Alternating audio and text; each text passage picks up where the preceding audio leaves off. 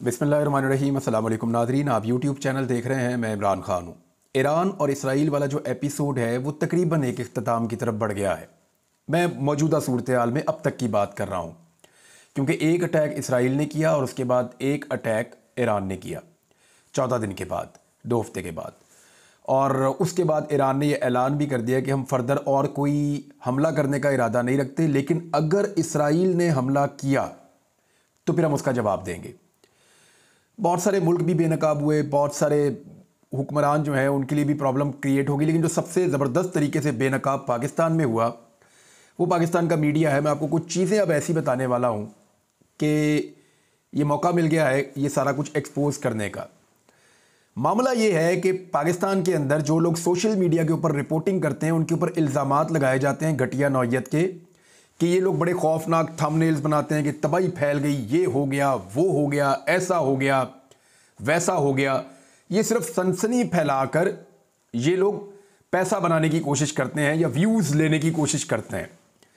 ये एलिगेशन लगाया जाता है और तज़हीक की जाती है उनको सोशल मीडिया के एक्टिविस्ट कह के, उनको यूट्यूबर्स कह के या कुछ और कह के।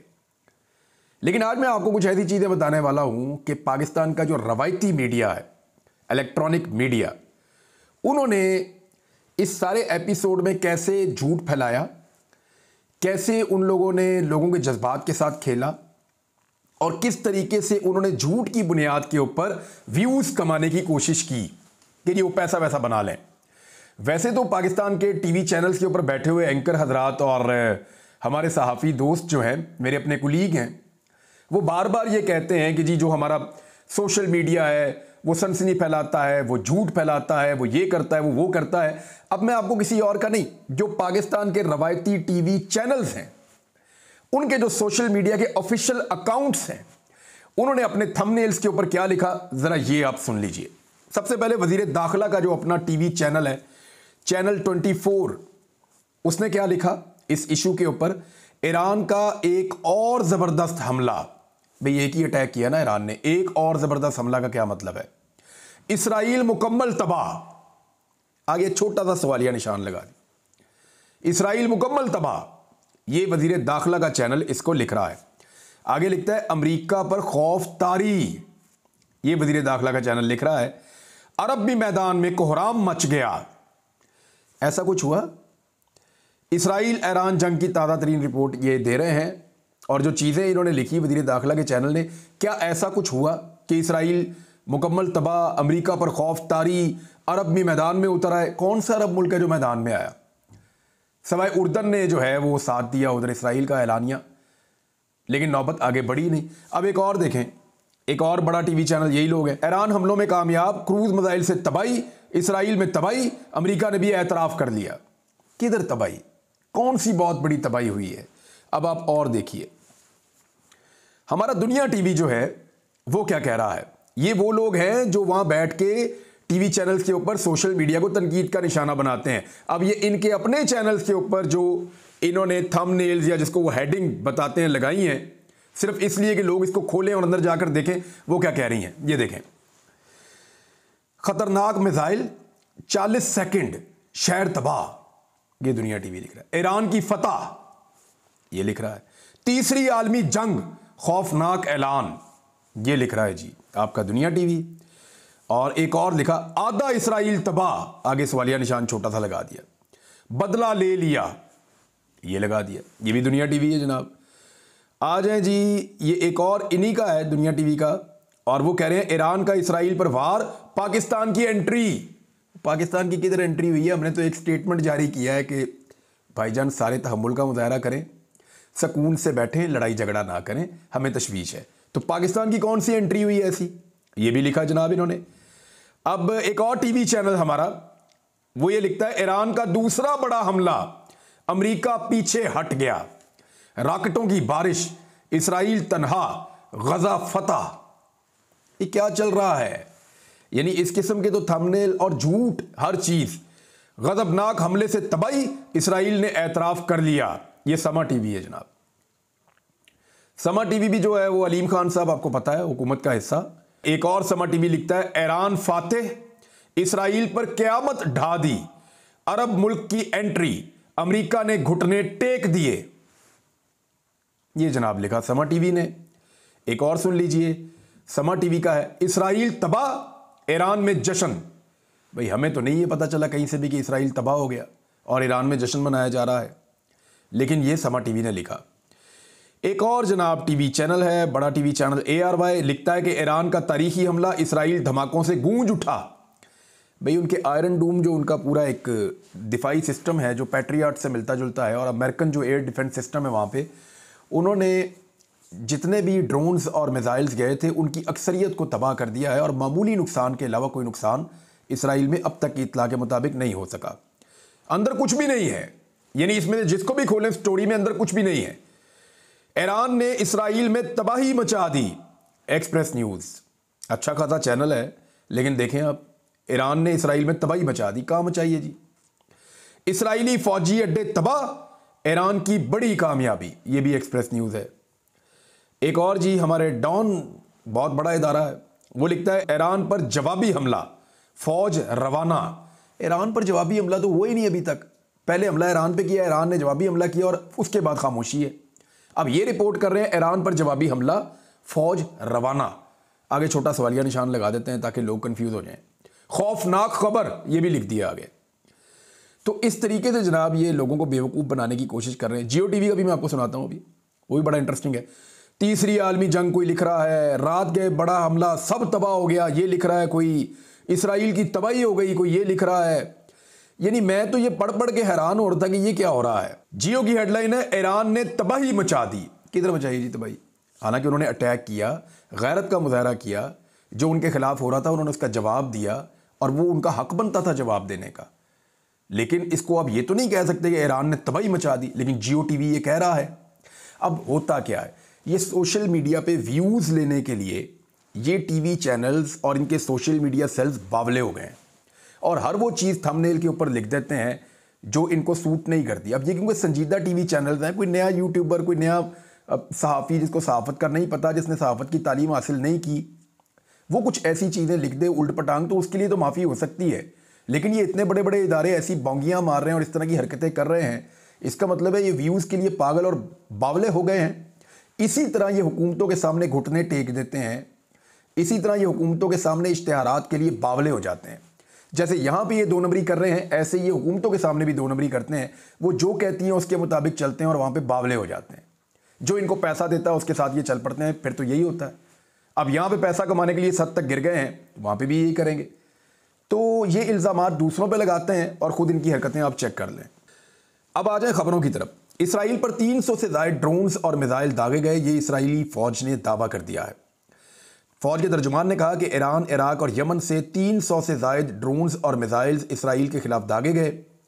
लेफ्टिनेंट कर्नल पीटर लर्स ने BBC रेडियो 4 के ब्रॉडकास्टिंग हाउस प्रोग्राम को बताया कि मैं जानता हूं कि इसराइल की जानिब 360 मुख्तलिफ हथियार, जिनमें 170 धमाका खेज ड्रोन्स थे, 30 क्रूज मिसाइल थे, 120 बैलिस्टिक मिसाइल्स थे, ये दागे गए हैं। इनमें से ज़्यादातर को रोक दिया गया था, और अभी कोई आज़ादाना इसकी तहकीकात तो नहीं हो सकी या कोई तस्दीक इसकी नहीं हो सकी, लेकिन ये इसराइल का दावा है। और उन्होंने कहा कि इसराइल के फ़िज़ाई दिफा में अमेरिका, बरतानिया, फ्रांस और दीगर ममालिक की हमायत ने ईरान को बहुत सख्त पैगाम भेजा है। इन मुल्कों ने प्रैक्टिकली जो है वो इसराइल को इस हमले से बचाने के लिए मदद की है। अच्छा, ईरान के बारे में मैं आपको बताऊं कि उसने बहुत समझदारी के साथ ये अटैक किया। ईरान ने इस हमले से लगभग 3 दिन पहले से जो ईरान के इत्तहादी हैं उनको आगाह कर दिया था कि हम ये करने जा रहे हैं, आप ज़हनी तौर पे तैयार रहिएगा। जहाँ जहाँ ईरान को मैसेज देना था उन्होंने ये मैसेज दे दिया था। वज़ीर ख़ारजा हुसैन अमीर अब्दुल्लाहियान ने कहा कि ईरान ने अपने हमसाया ममालिक को इसराइल पर जवाबी हमलों के बारे में 72 घंटे पहले बताया था। अपनी कार्रवाइयों से 72 घंटे पहले हमने खित्ते में अपने दोस्तों और हमसायों को आगाह कर दिया था। इसराइल के खिलाफ ईरान का रद्द-ए-अमल यकीनी, जायज़ और नाकाबिल तनसीख है। उन्होंने कहा कि ईरान ने गैर मुल्की सफ़ीरों के साथ मुलाकात के दौरान अमेरिका को आगाह किया था कि इसराइल के खिलाफ उसके हमले महदूद और अपने दिफा के लिए होंगे।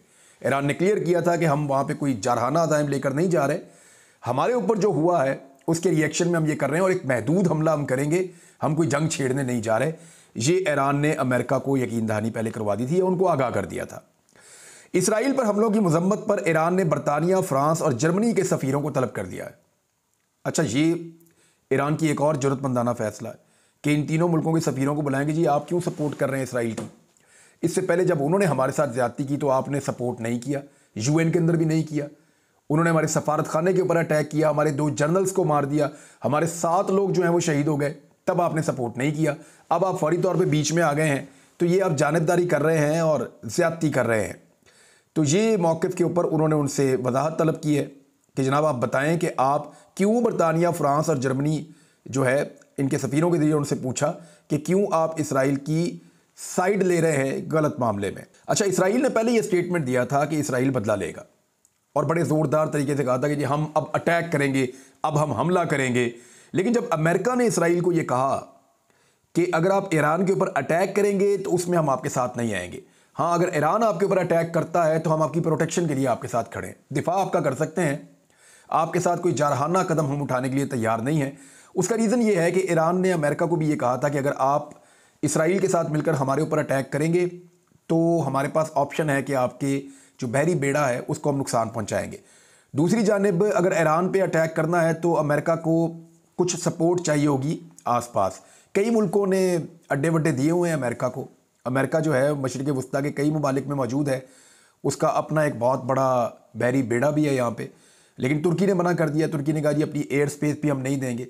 दूसरा, ईरान ने एक धमकी दी थी कि जो भी मुल्क अमेरिका को अपनी एयर स्पेस देगा हम उसके ऊपर अटैक कर देंगे। जिस तरह रशिया ने सपोर्ट किया ईरान को और उसकी बैक पे रहा, ऐसे ही इसराइल के साथ भी बहुत सारे मुल्क उसकी बैक पे खड़े हैं। लेकिन इस वक्त जितनी लंबी लड़ाई से इसराइल गुजर रहा है और जिस तरह की सिचुएशन का उसको सामना है, गो कि इसराइल के अपने कुछ लोग ये लिख रहे हैं कि इसराइल के लिए ये बहुत हौलनाक रहा, ये 6 से 7 महीने का जो वक्फा है, जो टाइम है जिसके अंदर ये लड़ाई चलती रही है, उसके फैक्ट्स मैं आपके साथ शेयर करूंगा। लेकिन फिर भी इसराइल ने अब एक नया मौक़िफ़ अपनाया है।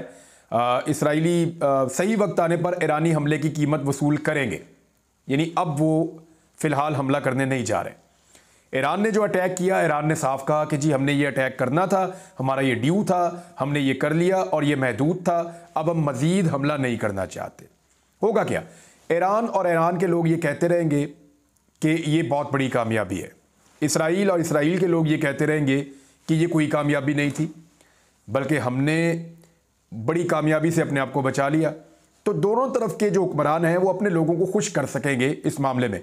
इसराइल को एक विक्टिम कार्ड मिल गया है, बहुत सारे लोग इसके लिए भी एक तज्जिया कर रहे हैं और इसराइल की जो सपोर्ट है उसमें इजाफा हो जाएगा, क्योंकि लोग पहले ही इसको सपोर्ट करना चाहते हैं। जो बड़े ममालिक हैं, मगरबी ममालिक हैं, तो उनको एक और मौका मिल जाएगा कि वो इसराइल को सपोर्ट करें।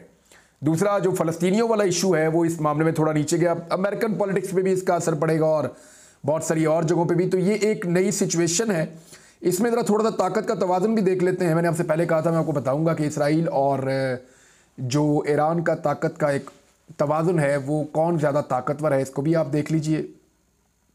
जो टोटल पॉपुलेशन है उसमें जो ईरान की आबादी है वो 87.6 मिलियन है, यानी लगभग 8 करोड़ 76 लाख की आबादी है। इसराइल की जो टोटल आबादी है वो 10 लाख से कम है, यानी 9,04,000 के करीब आबादी है। ईरान के पास जो मैन पावर है वो 4 करोड़ 90 लाख की है, जबकि इसराइल के पास से जो मैन पावर है वो लगभग 30 लाख, आप ये समझ लें कि 30,80,000 के करीब उनकी मैन पावर है। जबकि सर्विस के लिए जो फिट लोग हैं ईरान के पास ये हैं 41.17 मिलियन, जबकि इसराइल के पास हैं 3.16 मिलियन। मिलिट्री की तादाद किसकी ज़्यादा है? जो एक्टिव मिलिट्री है वो ईरान के पास 6,10,000 है, इसराइल के पास 1,70,000 है, काफ़ी फ़र्क है। और जो रिज़र्व्स हैं, जो ट्रेंड लोग होते हैं जो पीछे मौजूद रहते हैं, वो ईरान के पास 3,50,000, जबकि इसराइल के पास 4,65,000, क्योंकि इसराइल अपने हर शहरी को दिफाई तरबियत देता है। और पैरामिलिट्री फोर्सेस जो हैं उसमें ईरान के पास 2,20,000, जबकि इसराइल के पास 35,000। और इसके अलावा जो आप वसाइल की तरफ आएंगे, फाइनेंशियल पोजीशन किसकी मजबूत है, तो उसमें जो डिफेंस बजट है ईरान का वो लगभग 10 अरब डॉलर का है, जबकि जो इसराइल का है वो 24.5 अरब डॉलर का दिफाई बजट है, दुगने से भी ज़्यादा। जो कर्ज है एक्सटर्नल वो ईरान के ऊपर 8 अरब डॉलर का है, जबकि इसराइल के ऊपर 135 अरब डॉलर का है। फॉरेन रिजर्व जो हैं, ईरान के जो फॉरेन रिजर्व हैं वो 127 अरब डॉलर के हैं, जबकि इसराइल के जो फॉरेन रिजर्व हैं, जो ज़र मुबादला के ज़खायर हैं, वो 213 अरब डॉलर के लगभग बनते हैं। तो इसराइल इसमें भी तकरीबन दुगना है। एयर पावर के अंदर ईरान के पास 551 एयरक्राफ्ट हैं, बहुत अच्छी तादाद है। इसराइल के पास 612 हैं, इसके ऊपर वो बहुत इन्हिसार करता है। फाइटर जेट्स जो एयरक्राफ्ट्स होते हैं, ईरान के पास 186 हैं, इसराइल के पास 241 हैं। यहाँ पे हवा के अंदर थोड़ी सी इसराइल को सबकत है, वो क्योंकि उसके पास उसने एयर फोर्स को बहुत मुतहर्रिक किया है और फ्रांस उसकी मदद करता है, बरतानिया मदद करता है, अमेरिका मदद करता है, तो उनके पास एयरक्राफ्ट ज़्यादा है। हेलीकॉप्टर्स में ईरान के पास 13 हैं अटैक करने वाले हेलीकॉप्टर, इसराइल के पास 48 हैं। लैंड पावर टैंक जो हैं वो ईरान के पास ज़्यादा हैं, लगभग 2000 के करीब है, और इसराइल के पास 1370 है। यहाँ पे ईरान आगे है।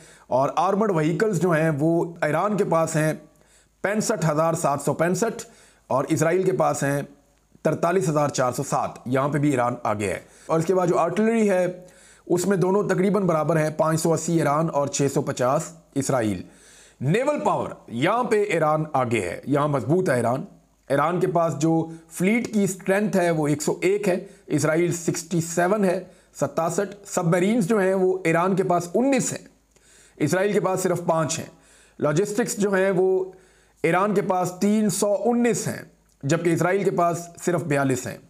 और मर्चेंट मरीन्स जो हैं यहाँ ईरान 942 और इसराइल 45। नेचुरल रिसोर्सेज में ईरान के पास गैस मौजूद है 3.45 मिलियन BBL, जबकि इसराइल के पास कुछ नहीं है। तो ये जनाब एक कंपैरिजन था, मैंने आपके सामने रखा है। इसके ऊपर और भी बात करेंगे। अब तक के लिए इतना ही। अपना ख्याल रखिएगा, अपने इस चैनल का भी। अल्लाह हाफ़िज़।